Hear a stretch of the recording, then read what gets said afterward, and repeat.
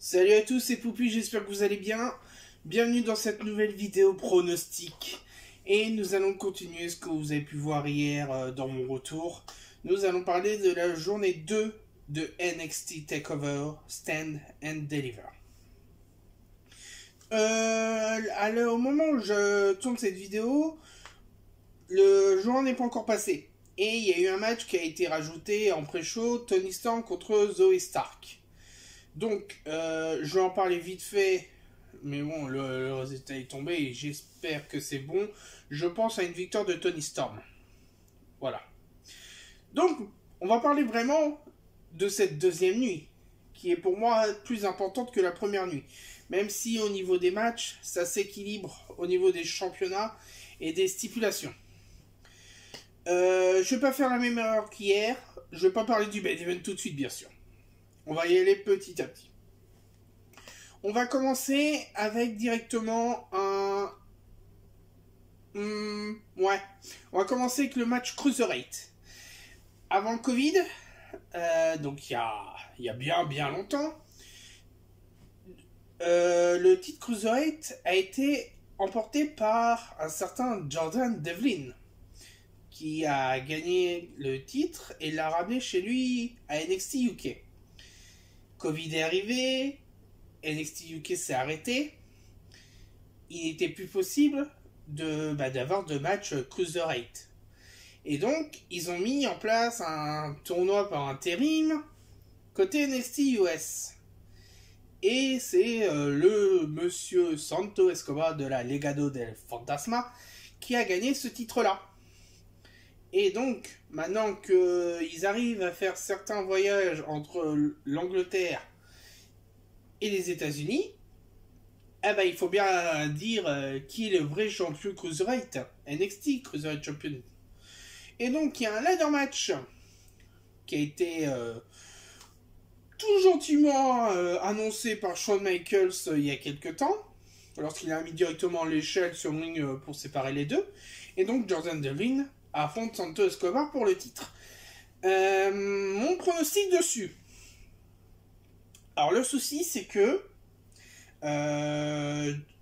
Santo Escobar il n'est pas seul. Comme je vous ai dit, il fait partie de la Legado del Fantasma, donc il a Joaquin Wilde et Raul Mendoza avec lui. Donc ces deux gars-là peuvent très bien intervenir dans le match.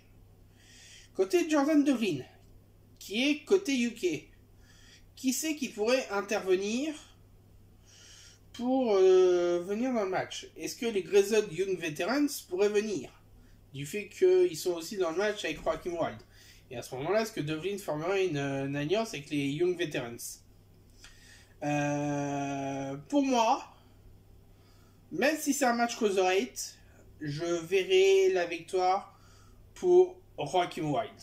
Non, pas pour Joaquin Wilde, pour Santo Escobar. Voilà. Jordan Devlin, même s'il abandonnerait le titre côté US, il va retourner côté UK.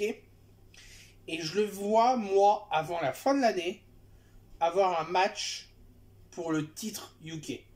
Que ce soit contre Walter ou contre quelqu'un d'autre.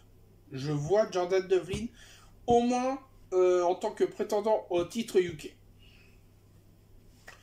Deuxième match, on va parler directement du match féminin qui est proposé pour le titre tag team de NXT qui a été mis en place il y a quelques semaines. Donc les championnes Ember Moon et Josie Blackheart défendent leur titre contre The Way. Mais qui est The Way? The Way, c'est un groupe de 4 personnes. Et nous allons parler des deux femmes de ce groupe, Candice LeRae et Indi Hartwell. Que dire de ce match? Les 4 ont une très bonne base niveau technique. Ember Moon, on la connaît comme ancienne championne NXT.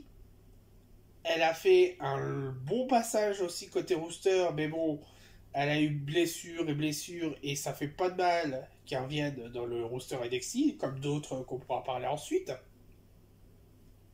Josie Blackheart, on la connaît comme quelqu'un aussi de très technique, très populaire dans son style de gimmick. Indy Hartwell et Candice LeRae. Je connais surtout Candice du fait que c'est la femme de Johnny Gargano. Je la connais de son expérience qu'elle a eue dans les divisions auparavant avec Joey Ryan. Indy Hartwell, je ne la connais pas assez, mais je sais qu'elle est très talentueuse. Malheureusement pour moi, c'est une victoire de Ember Moon et Josie Blackheart. Le fait qu'elles sont actuellement les championnes tag team, on va dire elles le sont depuis le premier soir, où elles ont battu directement les championnes qui ont été choisies du fait qu'elles avaient gagné le Dusty Rhodes Tag Team classique féminin Dakota Kai et Raquel Gonzalez. Mais pour moi, Ember Moon et Josie vont garder encore le match, le titre encore quelques temps. Car pour moi, NXT a de très bons potentiels, comment dire, pas des recrues, mais les personnes qui sont à NXT, il y en a beaucoup. Le roster équivalent à Raw ou SmackDown. Et pour moi, c'est encore une division qui est en pleine construction. Actuellement, il y a que, on connaît pas beaucoup de tag team. On connaît The Way, Candice et Indy. On connaît Embo et Josie. On connaît la Robert Stone Brand avec Aliyah et celle qui était là, qui est partie, qui est revenue, Mercedes Martinez. On connaît Dakota et Raquel. Qui c'est d'autre qu'il peut y avoir Tony, je sais plus avec qui. Mais il y a beaucoup de recrues, mais ils ont même fait le tournoi de Dusty Rhodes Tag Team Classic féminin cette année, donc ça veut tout dire. Mais pour moi, c'est encore une division qui est en pleine construction. Et moi, je trouve ça dommage quand même qu'ils aient mis en place ce titre-là, du fait que ils veulent séparer NXT du roster principal. Et c'est vrai que ce qui était pas mal, c'est qu'ils avaient mis en place un titre féminin. Et le but, c'était que ils tournaient entre Raw, SmackDown et NXT. Ça veut dire que les championnes qui étaient NXT, si elles avaient le titre, il fallait qu'elles aillent à Raw et à SmackDown pour faire de la promo, tout ça. Si elles étaient à Raw ou à SmackDown, il fallait qu'elles viennent à NXT. Et de ce sens-là, ça venait pas souvent. Et donc, voilà. Bon, pour moi, bien sûr, victoire de Ember Moon et Josie Blackheart. Troisième match de la soirée. Donc, Johnny Gargano, qui est le champion nord-américain, va bien falloir qu'il défende son titre contre le gagnant du Gauntlet Match. Donc, je vous avais dit hier que pour moi, ça serait une victoire soit de Bronson Reed, soit de Dexter Lumis. Et pour moi, ça va continuer le scénario du champion maudit. Pour ceux qui ne savent pas ce qu'est ce scénario-là, il a été mis en place sur Johnny, le fait que lorsqu'il gagne un championnat, il le perd rapidement. Ça s'est fait avec Leon Ruff, qui était tout jeune recrue, qui a eu un match comme ça. Il a gagné le titre. Johnny l'a récupéré après. Ça s'est fait avec d'autres personnes aussi. Je suis pas sûr avec Tommaso, mais je sais que ça a été fait avec d'autres superstars. Et c'est un scénario qu'ils veulent faire perpétuer. Surtout ce qui s'est passé ces derniers mois, avec le pay-per-view, je crois que c'était In Your House, où ils ont commencé à mettre en place la rivalité entre Dexter Lumis et Johnny Gargano.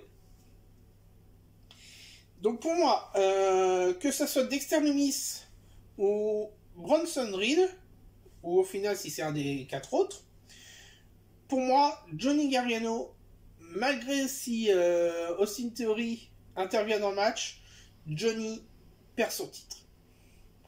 Il va le regagner, je pense, limite avant le prochain takeover. Mais pour moi, Johnny perd son titre. Voilà. Quatrième match de la soirée. On va parler tout de suite du main event. Parce que le cinquième match est pour moi aussi important que le main event. Et il pourrait très bien être le main event. Donc je vais vous parler du match championnat de NXT où Karrion Kross avec Scarlett Bordeaux va non, il va pas défendre, il va affronter le champion Finn Balor. Et on revient à ce que je vous disais tout à l'heure, le fait que c'est un bon retour de Ember Moon côté NXT. Finn Balor, ça a été la même chose. Il était très bon à NXT. Il est parti dans le booster principal à cause du draft. Il s'est blessé. Il est retourné dans le booster principal. Il s'est re-blessé. Et on l'a vu revenir sur NXT, mais c'était magnifique. Un personnage hell, mais j'ai pas envie de dire à l'équivalence d'un certain signe grec chez AEW, mais c'est là qu'on revoit ce qu'était le Bullet Club. Je me rappelle il y a quelques temps, je crois que c'était pas il y a un an, c'était il y a 2 ans, où ils ont mis en place le Survivor Series entre Raw, SmackDown et NXT. Finn était retour à NXT et il avait recréé une alliance avec AJ Styles et les Good Brothers avec leur signe Too Sweet. Et il a gardé, je vais pas dire qu'il a gardé ce personnage là, mais l'allure du cavalier seul, il fait ce qu'il veut, très technique. Il est né pour avoir le titre NXT, pas dire né, mais il a pas comment dire, il a pas le divertissement qu'on pourrait s'attendre dans le roster principal. Karrion Kross, quelqu'un de très sombre, qui est surtout avec Scarlett, on connaît surtout Scarlett. Je connais Karrion Kross surtout moi parce que je l'ai suivi à Impact. Quelqu'un de très brutal, un peu l'équivalent de Lance Archer à AEW. Et donc, qui pourrait ressortir de ce match-là? Très difficile, mais pour moi, ça va être une victoire de Karrion Kross. Car, côté ambiance, Finn Balor et Karrion Kross sont dans la même sphère, assez sombre, obscure, prince, mage, je vais pas dire mage noir, mais prince des ténèbres, un truc comme ça. Et pour moi, ouais, Karrion Kross va ressortir de cette soirée avec le titre. Dernier match de la soirée, qui est un type de match qu'on commence à voir depuis quelques mois. Bon, là, on voit bien que c'est WWE qui a piqué l'idée à AEW, parce que AEW ont plus d'expérience dessus. C'est le match non sanctionné. C'est-à-dire que vous prenez, au moment de l'annonce du match, on dit voilà, tel match, tu éteins les lumières. Au moment où les lumières se rallument, plus aucune responsabilité. C'est du vrai match de combat. C'est même plus du catch, c'est pas de la boxe, c'est pas de la MMA, c'est une querelle à régler entre deux personnes. Chez AEW, on l'a vu entre Kenny Omega et Jon Moxley. Dernièrement, nous l'avons vu même côté féminin, avec Thunder Rosa et Dr. Britt Baker. Et donc, nous allons parler, bien sûr, du compagnon de Dr. Britt Baker, Mr. Adam Cole, baby, qui va régler une querelle contre Monsieur Kyle O'Reilly. Donc les deux s'affrontent dans un match non sanctionné. Il n'y a plus d'Undisputed Era. Il y a eu une querelle, il n'y a pas querelle, mais grosse guerre entre les membres d'Undisputed Era. L'époque où tout le monde était champion, c'est fini. Malheureusement, c'est vrai que je suis un peu déçu qu'on voit plus Bobby Fish, mais si je me trompe pas, il est blessé. Roderick Strong, il a été chassé par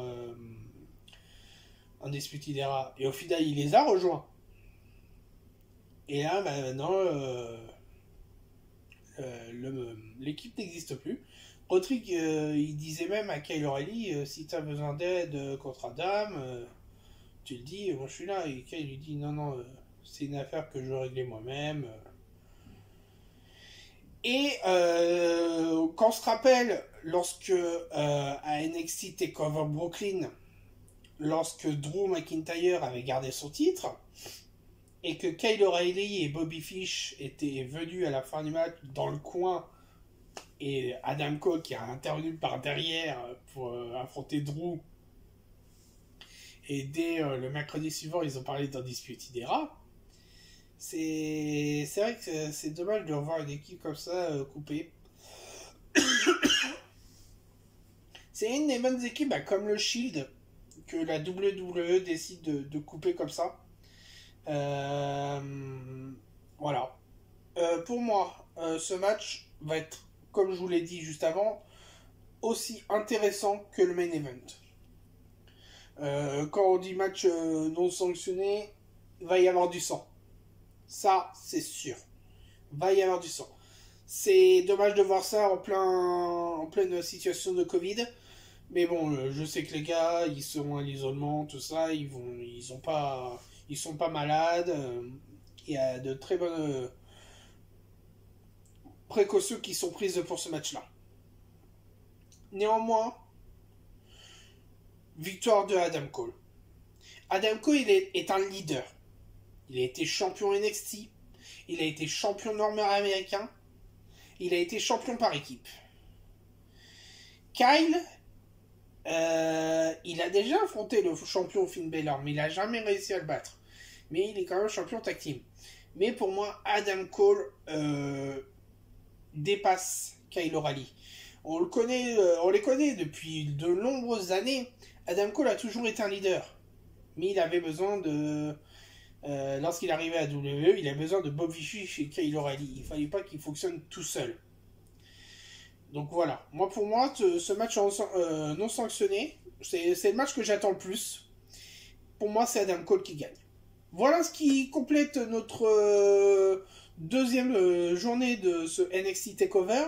On fera un bilan de tous les matchs de NXT TakeOver après WrestleMania, donc dès la semaine prochaine. On verra, j'essaierai de classer les matchs, d'essayer de mettre des notes par rapport à ce qui s'est passé. Je m'attends quand même à une annonce ou deux de nouvelles recrues, assez connues. Et puis voilà. Merci à tous d'avoir regardé cette vidéo. Je vous dis à la prochaine. Et portez-vous bien. Ciao.